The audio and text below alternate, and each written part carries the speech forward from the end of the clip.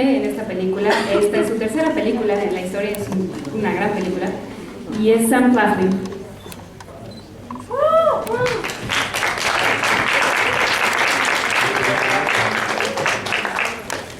Y nos acompaña también la protagonista de la película, ella da vida a Blancanieves. Creo que ustedes la conocen muy bien, se ha convertido en un fenómeno, sobre todo en las películas adolescentes, y es Kristen Stewart.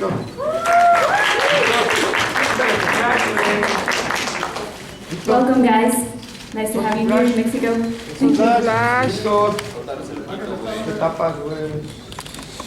would like to start. Tell me when you're ready, when you have.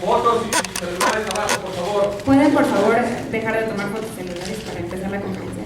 Gracias. Are you ready? Yeah, you ready for the translation? So I would like to start this conference by asking you guys. This is a totally different version of what we've heard about Snow White. So what would you say is the biggest twist and what makes really different this version from other versions we've seen before?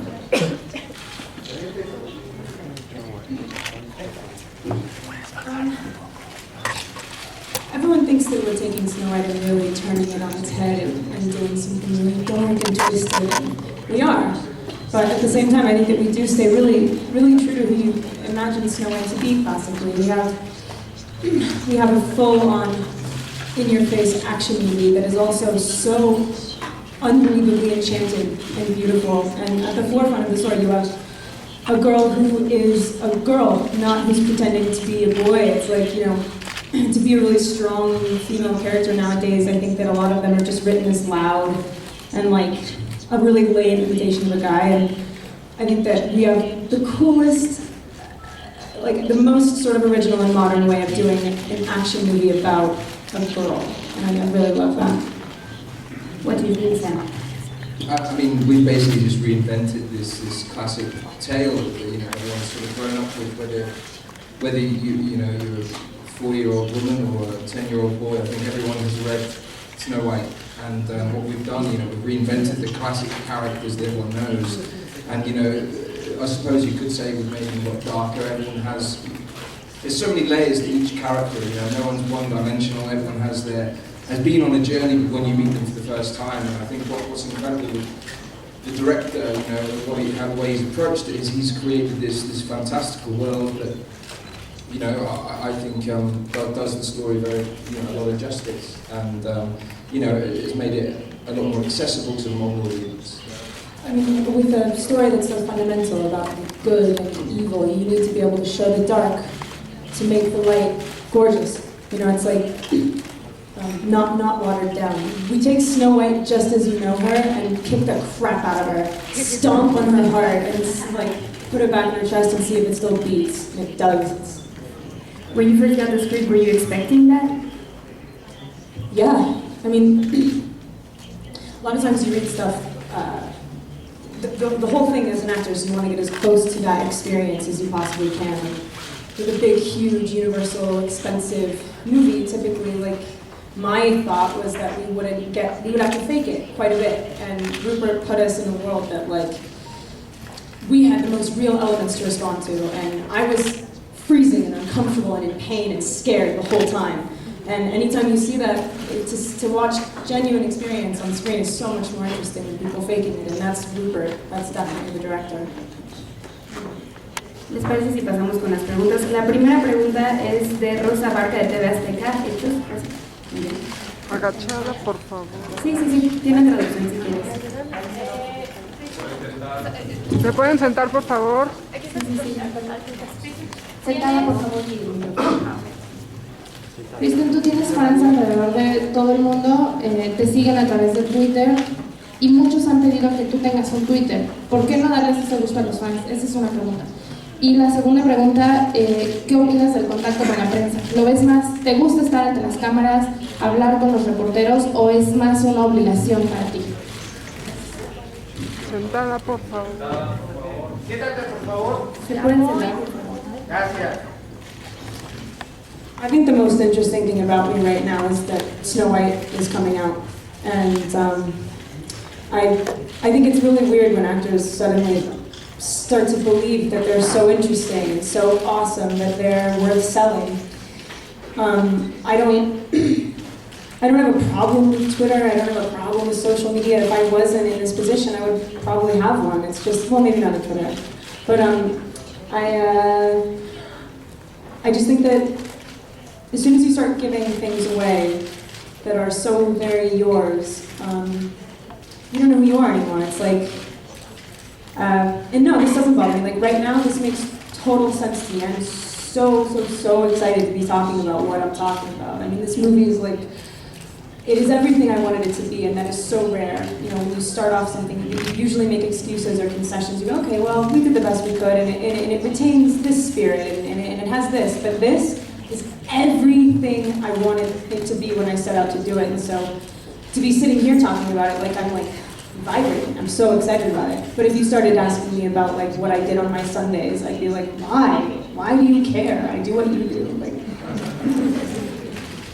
Muy bien, siguiente pregunta es de René Gómez de Telefórmula. René. ¿Dónde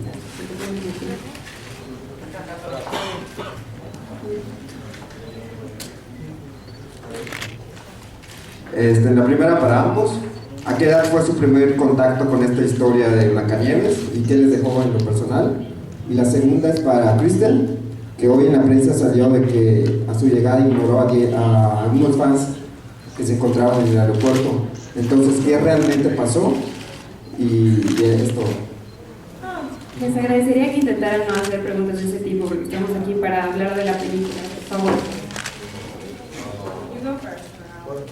Okay, my first introduction to the story was basically my parents bought me and my three brothers this book of fairy tales, which wasn't, you know, your ordinary book of fairy tales. It was called The Twisted Tales. So it's basically all these classic fairy tales, you know, the Disney, whatever everyone knows and loves with all their pretty flowers. But basically, this version was very gruesome, had a lot of blood and gore. And you know, I was about 7 years old or something. I remember reading Cinderella specifically, and you know, at the end of the fairy tale in this book, the prince finds out that Cinderella wasn't actually a princess and that she was a maid, so he chops her head off. So, I mean, I kind of grew up with the darker version, the darker retellings of these stories. So once, you know, I had the opportunity to read this script and, you know, meet Rupert, and he kind of talked me through his ideas and showed me a lot of the imagery that he kind of wanted to, you know, get across. I was, you know, I felt like I kind of lucked out, you know. I felt I'd really sort of found my true path in this career. I think that's everything. Yeah. I feel so far away from you right now. It's like, where are we?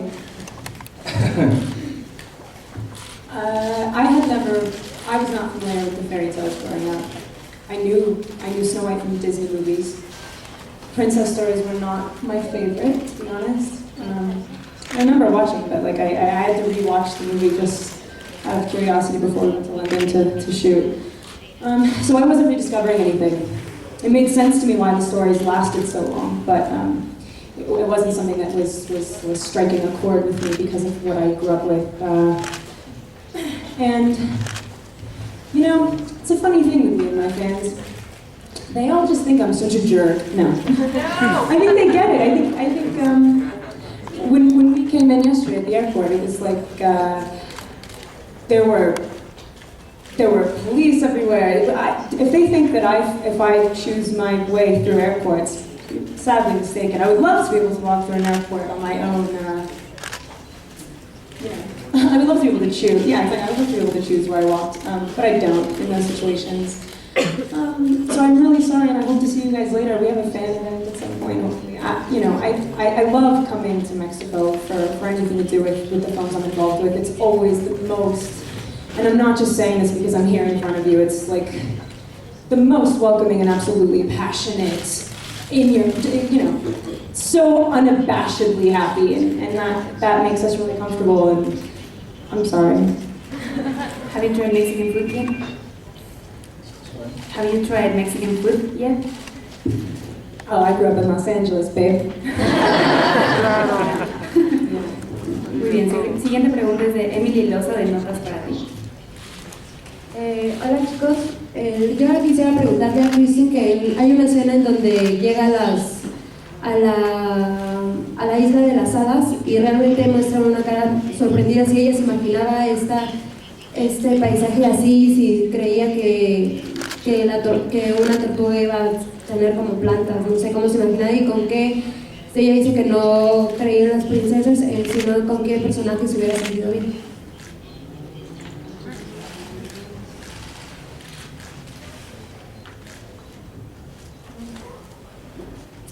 Well, I don't think turtles can really sprout flowers either. But I think it's really remarkable that Rupert presented it in a way that did feel like it could exist in some parallel universe. It was like